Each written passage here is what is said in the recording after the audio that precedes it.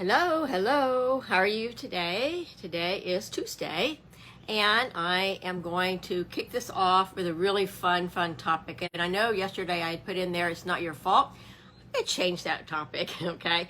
Because I was thinking, like, I know that parents are probably looking for things they can do to help their kids during the summer, to strengthen some of those skills that they are needing to shore up in a fun way, right?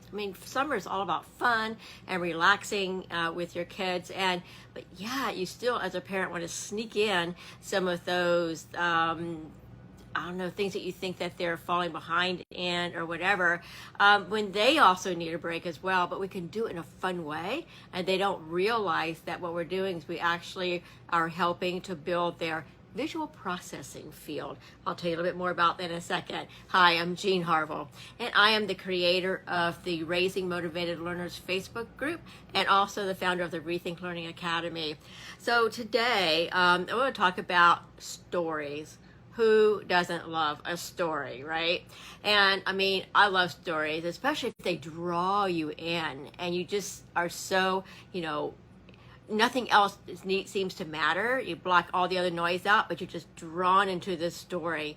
And and also kids love telling stories as well. So they want to kind of like hook you into a story. This reminds me one time when my family, my mom and dad, my sister and myself were on vacation.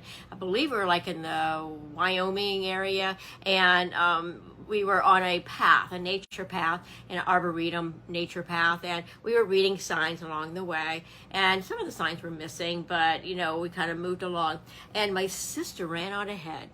And she started telling us about this thing that we were going to see coming up. She had this amazing story. It was about the rib tree. We're like, what's a rib tree?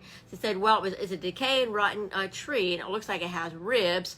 And she went on, and she went into this great story about the Indians who lived there, the Native Americans who lived there, and how they came to call this tree a rib tree, and it was really fascinating. So we got there and we looked, and there was like no placard, nothing, and she was just laughing, and she just had made the story up right there, but it was so good that we were drawn in just really listening to this rib tree story.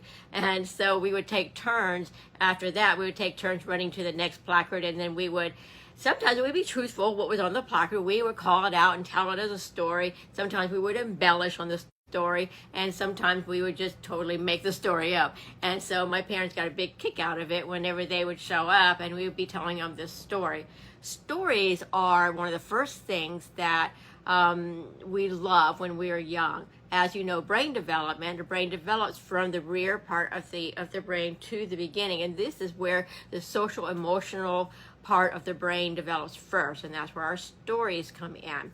So that's why our kids, when they're younger, tell me a story, I want to read a story. They love stories. Even on into school, or all the way up into school, they love stories, because that's the first thing that our brain loves, that our kids love.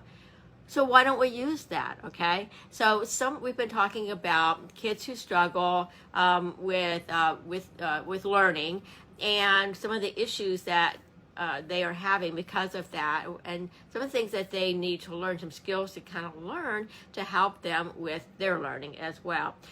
Kids who have dyslexia have generally a strong visual processing field, but it may not be developed.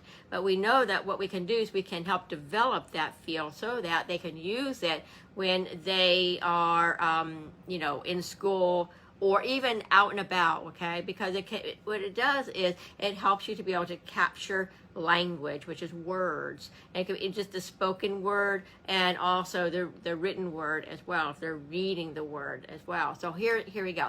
This is really kind of fun. So building and strengthening that visual processing center helps to create little movies in the brain, like making a movie in the brain. Think about yourself. Whenever you hear a story, or if you're reading a novel or something interesting, and do you create a movie in your head? Do you actually remember the information? How do you remember the information that you have read? Some create pictures in their head, and they actually have kind of a movie going as it moves along in the story. Some actually only need to just tag a few words, and they are more auditory learners where they, they can take the information in and they can remember, and all they need to write down is maybe trigger one word that kind of triggers the whole concept that they're trying to remember. For instance, for me, sitting in a lecture in college, it was difficult for me because I had trouble. I tried doing the outline and and writing down just single words or concepts or little brief sentences to capture that information back again later on when I'm in my room studying. It didn't work for me. So I would tend to almost dictate the lecture. And I'm like, slow down, slow down, slow down. I'm trying to write this lecture out because I knew that it was going to be difficult for me to pull back that information. So when I learned this trick later on in life, it just helped me so much to be able to hold on to information by creating imagery and creating that visualization, using my visual part of my brain to pull back that information, to draw it back and to remember it. And that was how I learned. I was asking somebody the other day, and they were talking about, for them, all they needed was a key, like a key word, and then it would trigger that information back for them because they had such a great auditory recall. So we're all different, you know. Some of us have a really good auditory recall. Some of us have really good visual recall. For instance, when I'm trying to spell a word, I will often, I'm not sure if that's an I or an E or whatever, because sometimes our vowels can play tricks on us, and they'll go to like a schwa sound, and you're not really sure exactly which letter is going to go there, like the word brilliance. I'll write it out the way I think it is, but then what I will do is I'll defocus and I'll look up, and what I'm doing is I'm looking into my visual field and say, that looks right, because I've seen that word before.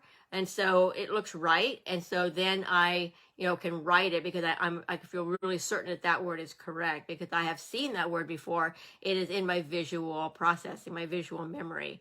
So it's different things. So here's 3 things that you can do, really fun activities. All right. So you want to be able to build that for your kids so that when they are hearing information, it doesn't go in one ear and out the other, but that it is captured there in that image. Okay, so here we go.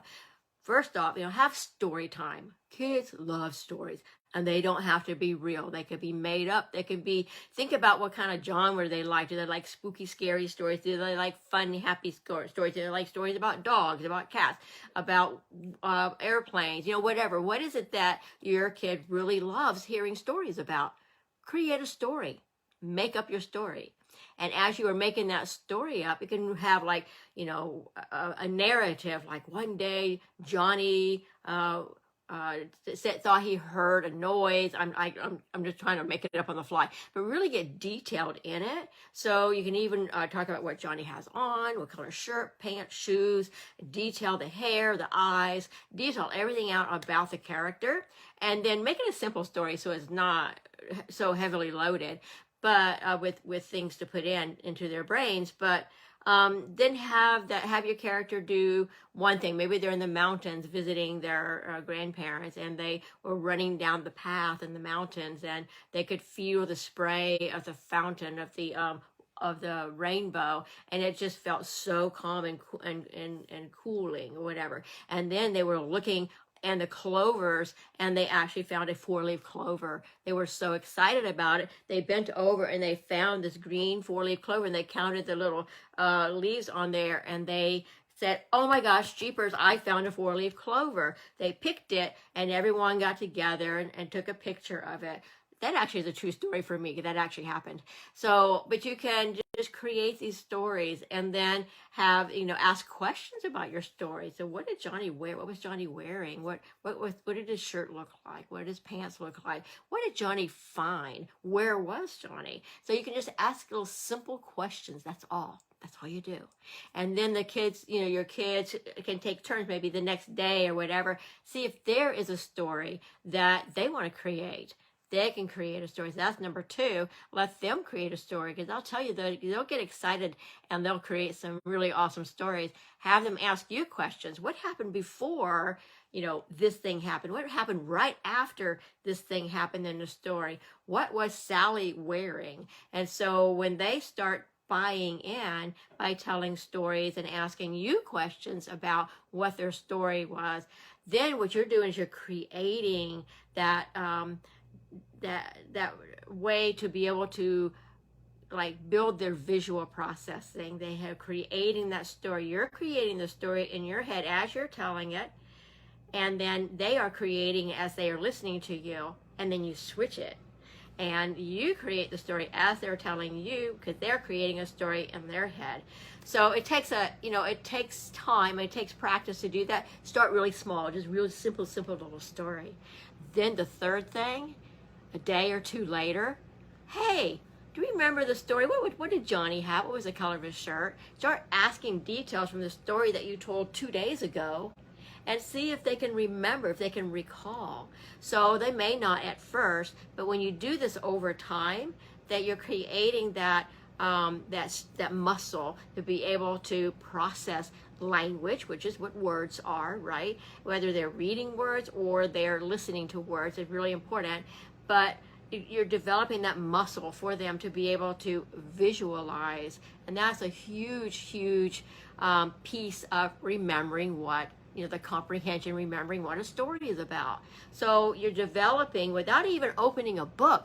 Leave the books alone. Don't even, worry about the books. What you are doing is you're developing their visual processing system that's inside their brain, that's in their brain, which is what they use when they are in school or when they're reading or whenever they're working on their assignments. So it also is a really good way when you're having a conversation with them, not even anything about a school or anything. We're going to talk about that tomorrow and how you can use those visualizing skills to help them with their chores. Okay, so anyway, if you want to go deeper with me, also I will put a link down below and you can click it and we'll have a conversation on Zoom if you have any other questions or things that you would like to learn a little bit more about. So I'm going to sign off for now, and I'm really excited that, I want to let me know how you feel about these simple little tricks and things that you can do during the summer away from the books, away from the learning environment, but you're still actually teaching them to learn. Okay, so I'll see y'all tomorrow. Bye. Thursday.